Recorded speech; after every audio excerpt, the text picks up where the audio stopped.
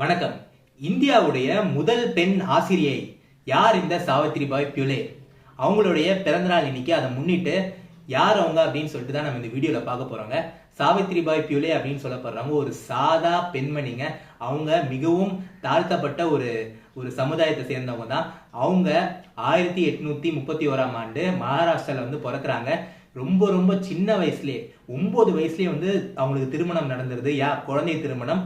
So அவங்க பல பிரச்சனைகளை சந்திக்கிறாங்க. அது மட்டும் இல்லாம பெண்கள் சந்திச்ச பல பிரச்சனைகளை அவங்க பாக்குறாங்க. அந்த காலகட்டத்தில் இதை பார்த்து அவங்க மனசுக்குள்ளேயே ஒரு விஷயத்த அவங்க உருவாக்கணும்னு நினைக்கிறாங்க. ஒரு சமூக சீர்திருத்தத்தை கொண்டு வரணும்னு நினைச்சாங்க. நினைச்சது மட்டும் இல்லாம அவங்க அதை செயல்படுத்தினாங்க.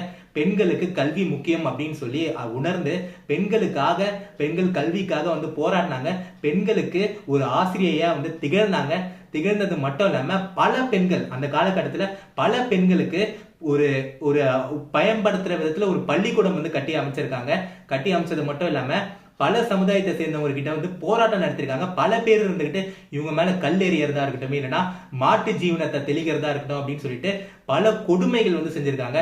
பட் இதெல்லாம் பொருட்படுத்தாம அவங்க பாதையில போயிருக்காங்க. பல பெண்களுக்காக போராடி இருக்காங்க. இந்த பெண்கள் மட்டும் இல்லைங்க, விதவை பெண்களுக்காக போராடி இருக்காங்க. விதவை பெண்களுக்காக போராடி அவங்களுக்கு மறு திருமணம் செய்து தரணும் அப்படின்றதுக்காக போராடி இருக்காங்க. குழந்தை திருமணம் எதிர்த்து போராடி இருக்காங்க.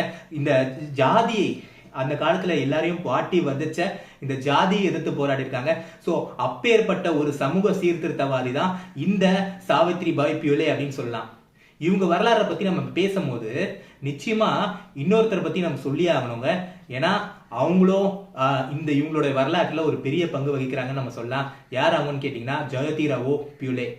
சாவித்ரிபாய் பியூலே அவங்களுடைய கணவர். இவர் அந்த காலத்துல இருந்த மற்ற ஆண்கள் மாதிரிலாம் இல்லாம தனக்கு சின்ன வயசுலயே சாவித்ரிபாய் அவங்களுடைய திருமணம் நடந்தாலும் அது ஒரு தவறான விஷயம் சொல்லி உணர்ந்து அவங்க கூடயே நின்றுருக்காருங்க மனுஷன். சாவித்ரிபாய் பியூலேக்கு இவர் தான் ஒரு முதல் ஆசிரியரா இருந்திருக்காரு.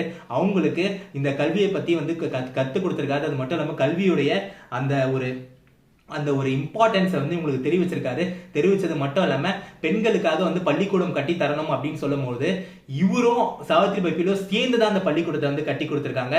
இவரும் அவங்களோட தூணா நின்று பல பிரச்சனைகள் அவங்க சந்திச்ச பல பிரச்சனைகளுக்கு இவங்களும் அவங்க பின்னாடி நின்று அவங்களுக்கு உதவியா நின்றுருக்காங்க. அந்த காலத்திலேயே அப்பேற்பட்ட ஒரு ஆணா இருந்திருக்காரு.